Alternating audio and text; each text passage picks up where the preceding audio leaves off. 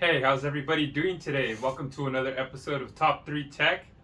Today I was finally able to get my hands on an NVIDIA card. It's been a while. The last time I had one was for the 3060 Ti, but those specs are not listed because that was with my old CPU. All the benchmarks I have are with the 5800X, so I had to throw it out. But I'm finally able to get my hands on another one, and let's give another shout out to TCR Wally. He's the one that let me borrow the MSI, the 5700 XT. He let me use his 3070 today. It's the EVGA for the Win 3 Ultra. So let's see if this is gonna get the win today.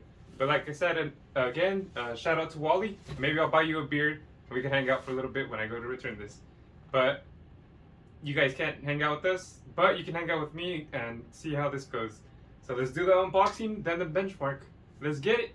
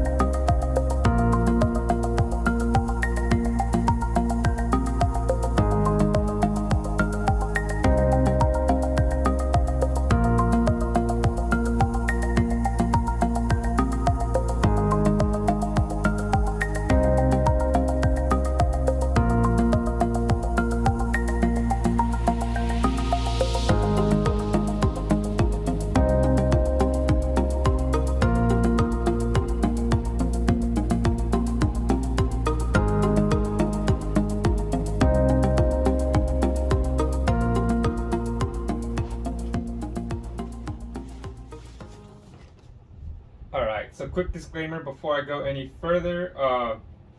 This is my friend's card. He already opened it. So I believe everything is inside. All the contents may not be inside, so that's the only warning I can give, but let's see what's going on in here. Okay.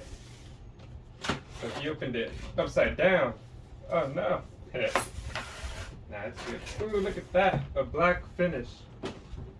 Have you guys seen my Sapphire videos before? You should know that I like the black box finishes.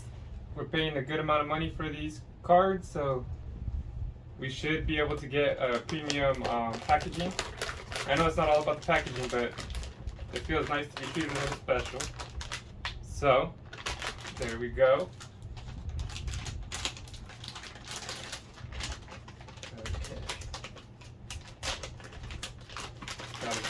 Cards nicely. An EVGA, this is my first time seeing the EVGA 30 series card. Look at that, you guys. I don't know if you could tell, on the fans it has the little E design. It lights up right here, the RGB. This is PX1 right there. 16 pins for the Win 3. Pretty nice looking card. Wow. And then right there, it looks like it has the 5-volt RGB, the 3-pin, an auxiliary fan. I guess you can connect the fan to this. I'll look that up in the book right now. It's a pretty nice card so far. Let's see what else is in here. There's this little booklet, installation guide, 20% off coupon, and that looks like that's about it. So, looks like it's missing the top maybe. Usually they come with a little foam top. But I don't know if there's any additional content inside, but just showing you guys what there is. Like it says hardware installation. Alright, this is easy. Install the graphics cards, connect the power system, driver installation. I just wanted to see what it says about the... I guess it doesn't. I just wanted to see if it said anything about those those pins, the slots. Oh, it says it has two-way 4 slot for SLI. Huh. I don't. Yeah, I don't think it's this card has SLI. I thought that was only for the 3090, so maybe it's just talking about EVGA cards in general. But let's get a closer look at the graphics card.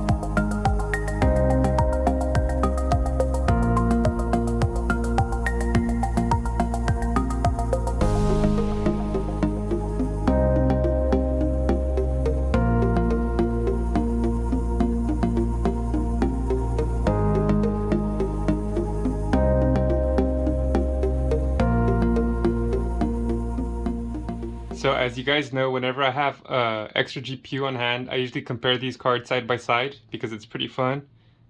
People don't normally have the chance to have these cards on hand, so having two, I might as well show the difference between them. But as you can see, the EVGA cards are a little thicker, but they're not as long lengthwise. But let's do the side by side comparison, then we'll go to the, well, we'll go to the next step. Let's get it.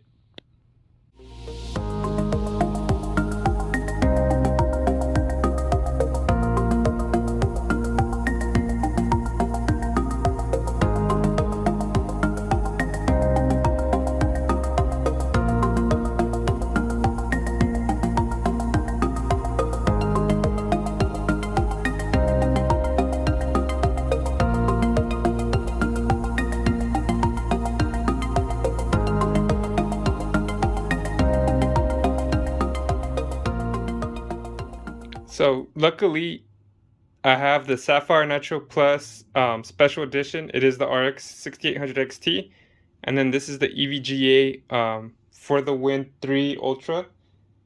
It is the 3070. EVGA and Sapphire are pretty much the best brands for, you know, AMD respectively and Nvidia respectively. So it's pretty great to be able to have my hands on both of these cards. You can never go wrong with either brand.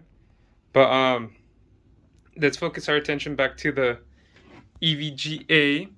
Like I said, I just like having fun with you guys, but this is the 3070 review. But we're going to go ahead and install it into the PC, and then we're going to do the benchmarks. So let's see how it looks inside the PC, and let's see how it looks with all the lights on. Alright, it is installed now. Let me go take it to its spot, plug it in, and let's see how it looks like with the lights on. Alright, and this is how she looks like connected.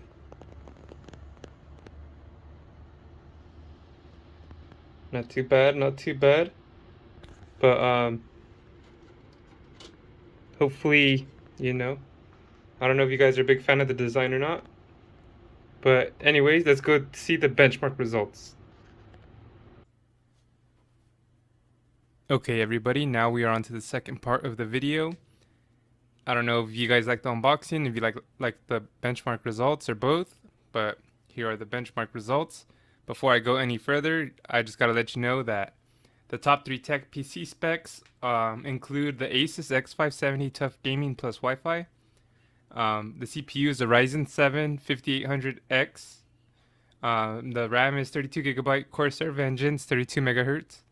And then of course we're going to be testing the EVGA RTX 3070 FTW3 Ultra Gaming. So to get the specs on this, it has a 1815 MHz boost clock, 8GB GDDR6 memory. It is on the Ampere architecture. It has one HDMI 2.1 port. It has 3 display ports at 1.4, and the minimum PSU that you need is 650 watts. So that's a little bit more info before we get going. So our first test is going to be MSI Combustor at 1440p. Since the 3070s and 3080s, the 30 series are pretty much known for content creators and for rendering, it is no surprise that the EVGA for the Win 3 3070 is on top at 66 frames per second. Then we have the Sapphire Nitro Plus SE 6800 XT at 51 frames per second. Then we have the Sapphire Pulse 6800 at 43 frames per second. We have the 6700s under there. We got the XFX Merc 319 at 39 frames per second. We got the ASRock Phantom Gaming at 38 frames per second. And then we got the Power Color Red Devil 6700 at 37 frames per second. Then we go into last gen with the MSI Gaming X 5700 XT at 35 frames per second.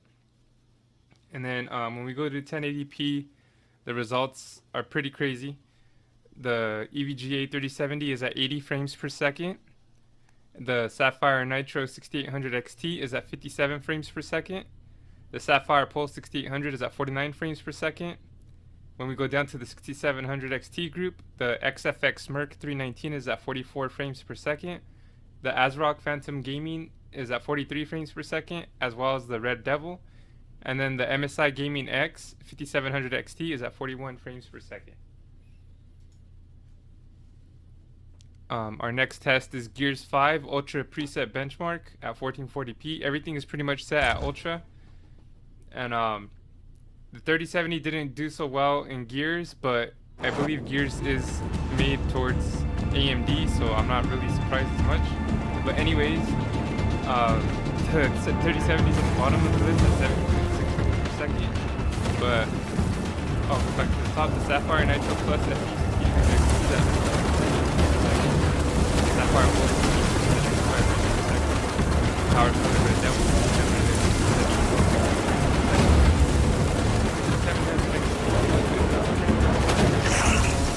ASRock Phantom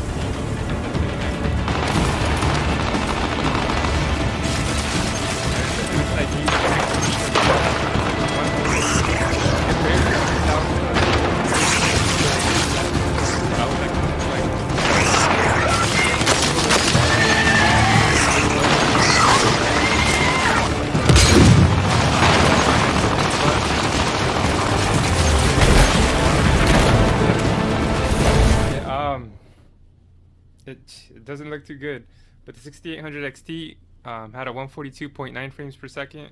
The Sapphire Pulse 6800 was at 124.8 frames per second. The 6700 XT group, the Red Devil took the lead at 122.5. The Phantom Gaming and the XFX Merc were pretty close to each other at 109.2 or 108.7. The MSI Gaming X 5700 XT is at 98 frames per second. Again, a last gen card.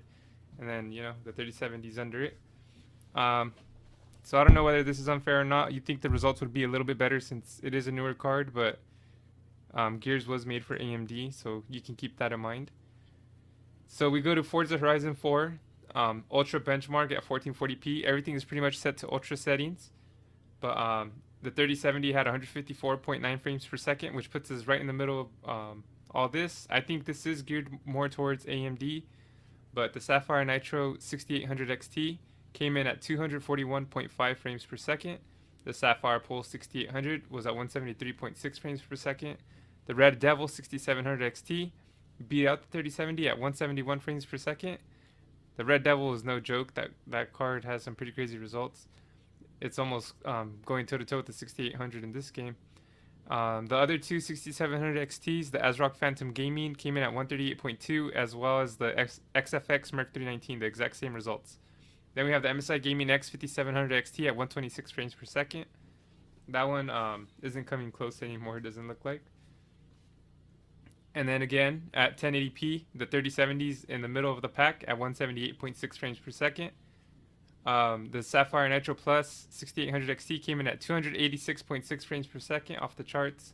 The Sapphire Pulse 6800 came in at 207.3 frames per second. The Red Devil 6700 XT actually beat out the 6800 at 219.4 frames per second. The ASRock Phantom Gaming and the XFX Merc 6700 XTs came pretty close to each other at 167.3 frames per second and 166.2 frames per second. And of course, the MSI Gaming X 5700 XT came in at 160 frames per second. So, I mean, 3070 is in the middle of all these cards. It is a little cheaper though, so that's not too bad. That makes sense. But now we're gonna start getting into the games that are geared more towards NVIDIA cards. And as you can see, the results are a little surprising. I did include DLSS on this one because when you include DLSS, the game doesn't look bad at all. I had it on quality settings since I do run this at 1440p. But anyways, the Sapphire Nitro Plus SE, the 6800 XT, came in at 131 frames per second. The EVGA 3070 was not too far behind at 91 frames per second, but when you turn on DLSS, it came in at 118 frames per second, which is a pretty good boost, which actually beat out the Sapphire Pulse 6800, which came in at 108 frames per second. The Red Devil 6700 XT came in at 95 frames per second. Without DLSS, the 3070 would have been under those, but like I said, you might as well keep it on. It looks pretty good. The ASRock Phantom Gaming 6700 XT and the XFX Merc 319 6700 XT came in at 87 frames per second and 86 frames per second, pretty much close to each other. And the MSI Gaming X 5700 XT came in at 72 frames per second. Call of Duty is a newer game. It is made a little bit towards the newer gen in mind, so it makes sense that these results are skewed more towards you know, the newer cards than the last gen card. And then at 1080p, the 3070 actually came out on top. Without DLSS, it came in at 129 frames per second. It would have been in the middle of the pack again. But with DLSS, it comes out to 161 frames per second, which beat out the Sapphire Nitro Plus 6800 XT at 156 frames per second. The Sapphire Pulse 6800 came in at 139 frames per second. The Power Color Red Devil 6700 XT came in at 124 frames per second. The ASRock Phantom Gaming came in at 115 frames per second, tied with the XFX Merc 319 6700 XT. And then the MSI Gaming X 5700 XT came in at 94 frames per second. It's just DLSS is a game changer, especially if used well. Warzone has DLSS, which is the game we're going on to, but a lot of people tell me it doesn't work, so I didn't even try it because there's no point in getting high frames if the artifact or the game is artifacting, you know. But we do try Call of Duty Warzone at high settings for the most part at 1440p. Without DLSS, this throws the 3070 back to the middle of the pack. So the Sapphire Nitro Plus SE 6800 XT comes in at 166 frames per second.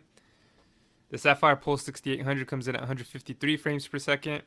The Power Color Red Devil 6700 XT comes in at 154 frames per second. The ASRock Phantom Gaming 6700 XT comes in at 141 frames per second. The XFX Merc 319 6700 XT comes in at 148 frames per second, which tied the EVGA FTW3 Ultra 3070 at 140 frames per second. Then we have the 5700 XT MSI Gaming X at 112 frames per second. So DLSS was that game changer. Like I said, I'm not going to try it for Warzone because a lot of people say it's garbage. I don't want to give misleading stats. So we go to the 1080p at Warzone at 1080p. Sorry about that. The EVGA actually is on the bottom of the list at 147 frames per second. Everything beat it out, even the 5700 XT, which surprised me. But the Sapphire Nitro Plus 6800 XT comes in at 169 frames per second. It got beat out by the Sapphire Pulse 6800 at 180 frames per second. The Power Color Red Devil 6700 XT came in at 160 frames per second. The ASRock Phantom Gaming 6700 XT came in at 163 frames per second. The XFX Merc came in at 160 frames per second, and the MSI Gaming X came in at 157 frames per second, and the 3070 is at the bottom. At 1080p, it is mostly CPU anyways, so that's pretty much what we're seeing. But like I said, when it comes to DLSS and NVIDIA, if it's an NVIDIA-made game, these cards shine like crazy, because the EVGA FTW3 Ultra 3070 comes in at 55 frames per second, but with DLSS on, it jumps up to 83 frames per second, which actually tied the Sapphire Nitro Plus 6800 XT. it looks pretty good. It looks pretty good in oh my goodness, it looks pretty good with DLSS on. I really can't tell much of a difference, so just turn on DLSS on this game. Any NVIDIA game, turn it on. But Sapphire Pulse 6800 comes in at 64 frames per second. The Power Color Red Devil comes in at 56 frames per second. The ASRock Phantom Gaming comes in at 55 frames per second. The XFX Merc comes in at 53 frames per second. And the MSI Gaming X 5700 XT comes in at 40 frames per second. And then we jump over to 1080p, which has the 3070 at 71 frames per second with DLSS on. It's at 81 frames per second, comes in at second place. The Sapphire Nitro Plus 6800 XT comes in at 91 frames per second. The Sapphire Pulse 6800 comes in at 78 frames per second. The Power Color Red Devil comes in at 81 frames per second. The rest of the 6700 cards come in at 79.8 frames per second. That's ASRock Phantom Gaming. The XFX Merc 319 comes in at 78 frames per second. And then the 5700 XT MSI Gaming X comes in at 62 frames per second. So in conclusion, the 3070 is a pretty good middle of the pack card. It is a lot cheaper than these. If it is an AMD game, it might not do as good as the rest of them. But if it's an NVIDIA game, especially with DLSS on, with that is implemented very well, it's gonna outshine these. So, okay, obviously get your hands on whatever GPU you can get your hands on. But if we were in a perfect world and you could either get NVIDIA or AMD one, I would just recommend getting whatever games you game on most. I currently have the Sapphire Nitro Plus, but I mean the 3080 would be nice as well. But we're talking about the 3070. The EVGA one. EVGA is king when it comes to NVIDIA. They're super reliable. One of the best brands you can have out there. I would recommend this 3070 for someone that, wants to upgrade. But yeah, I hope you guys liked the results. I was surprised by just the differences of this card, how crazy DLSS is. But also, if you're a content creator, I recommend any NVIDIA card. They're geared towards streaming and more stuff like that, rendering. So I hope you guys liked the video. I do have a Patreon. Feel free to join. It's a $3 entry or a $5 for the premium. The $5 premium gives you access to Discord. You can post more on there. The Patreon, you get special access behind the scenes. So feel free to join. The links are down below. The Discord is free to join, even if you don't join the Patreon. So feel free to join that. You can message everyone, talk about video games. But I hope to catch you guys on the next video. Sorry about that. And I hope you guys have a good day.